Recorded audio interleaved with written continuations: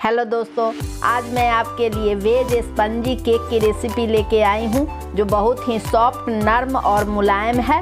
तो इसी के साथ चलिए हम वीडियो को शुरू करते हैं। यहाँ मैंने कौन कौन से इंग्रेडिएंट यूज की हो वो मैं बताऊंगी। तो यहाँ 1 चम्मच बेकिंग सोडा है। मैं 2 कंपनी का बेकिंग सोडा इस्तेमाल करती हूँ, वो है विल्कफील्ड कंपनी का है और इसका क्वांटिटी है 50 ग्राम और 25 रुपये में आता है। इसी के साथ मामोज कंपनी का भी बेकिंग सोडा मैं ली हूँ। इसका वजन है 100 ग्राम और ये 25 रुपये में है। इन दोनों बेकिंग सोडा में आप कोई भी इस्तेमाल कर सकते हैं, सिर्फ कंपनी का डिफरेंस है।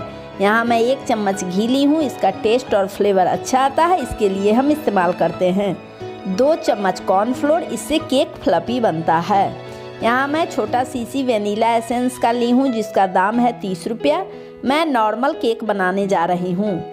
मैं कुछ ड्राई फ्रूट्स ली हूँ जिसमें 10 काठिया बादाम, 10 काजू, 10 किशमिश। इसको केक में डालने से इसका फ्लेवर और टेस्ट बहुत अच्छा आता है, तो इसके लिए डालते हैं। और इससे हम गार्निश भी करेंगे केक को, जिससे खूबसूरत लगेगा। इसके अलावा मैंने लिया है 125 ग्राम मैदा, 4 चम्मच रिफाइन ली हूँ जो केक को बनाने के बाद आप फ्रिज में भी रख सकते हैं, जो नॉर्मल होगा।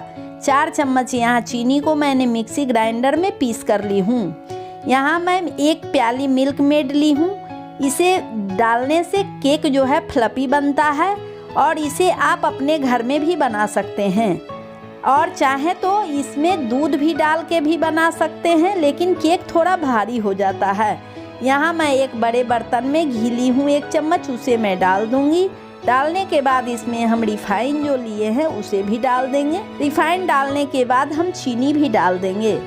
तो मैं यहाँ चीनी, घी और रिफाइन को मैं यहाँ 2 मिनट के लिए मिलाऊंगी, जिससे चीनी, घी और रिफाइन का जो फ्लेवर हो और बैटर हो वो हल्का हो और अच्छे से घुल के तैयार हो जाए। अब ये बन के तैयार हो गया है। इसमें हम मिल्क मेड डाल देंगे और मिल्क मेड को भी हम 2 से 3 मिनट तक मिलाएंगे। मिल्क मेड डालने के बाद घोल जो होता है थिक हो जाता है और भारी भी हो जाता है। तो अब इसे मिलाते हुए हमें 2 से 3 मिनट हो गया है। अब इस घोल में मैदा डालने से पहले हम कुकर को प्री हीट के लिए रख देंगे। बनाने के लिए प्री हीट करने के लिए मैं कुकर यहाँ ली हूँ। कुकर के ढक्कन के रबर को और सीटी को हम निकाल देंगे, नहीं तो कुकर के ढक्कन का जो किट है वो गल जाएगा।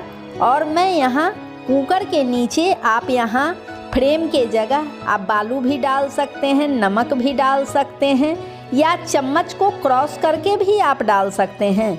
तो मैं अब ढक्कन को बंद कर दी हूँ फ्रेम डालने के बाद। अब इसे मैं प्री हीट के लिए रख दूँगी। तो मैं यहाँ आधा प्रोसेस कर ली थी। अब मैं यहाँ 1 प्याली गर्म पानी ले लूँगी। तो मैं एक कटोरी में आधा कप पानी को गर्म करके ले ली हूँ। वेनिला एसेंस मिलाऊंगी, तो उसके लिए मैं वेनिला एसेंस ली हूँ और इसे मैं डाल रही हूँ। तो मैं यहाँ गर्म पानी में वेनिला एसेंस मिला दूँगी। गर्म पानी घोल में डालने से केक जो है वो अच्छे से फ्लफी बनता है। 3 से 4 मिनट तक मिलाएंगे। यहाँ मैं ड्राई फ्रूट्स जो ली थी उसमें मैं थोड़ा सा मैदा डाल के मिला दूंगी, क्योंकि ड्राई फ्रूट्स जो होता है भारी होता है, तो घोल में जाने के बाद नीचे बैठ जाएगा। तो उसके लिए मैं कोटिंग कर दूंगी और इस घोल को तैयार कर ली हूँ। अब मैं बर्तन के ऊपर एक चलनी रख दूंगी और मैदा जो मैं ली हूँ उसे डाल दूंगी। तो मैदा डाल दी हूँ। यहाँ मैं 2 चम्मच कॉर्नफ्लोर और 1 चम्मच बेकिंग सोडा डाल के मिलाएंगे, जिससे हवा जो है अंदर में प्रवेश करे। तो हवा जाने से केक जो है फ्लफी बनता है। तो इसीलिए मैं ऊपर से, देखिए, चलनी के वो ऊपर से चाल रही हूँ मैदा को, और हवा अंदर प्रवेश कर रहा है, इससे केक फ्लफी बनेगा। अब मैं इसे धीरे धीरे मिलाऊंगी। ज़्यादा जोर से मिलाने से केक जो है फट जाता है और ख़राब हो जाता है।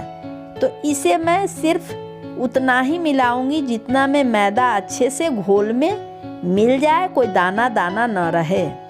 तो मैं थोड़ा थोड़ा ये वेनिला एसेंस का पानी जो है वो डाल के मिलाऊंगी।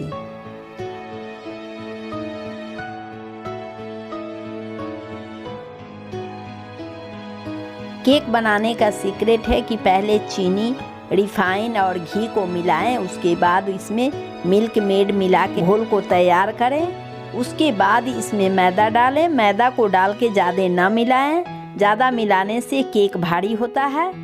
इसी के साथ आप इसी प्रकार से पूरे वीडियो को देखकर आप बनाएंगे तो आपका केक जो है वो बहुत ही हल्का और नरम और सॉफ्ट फ्लफी केक बनके तैयार होगा।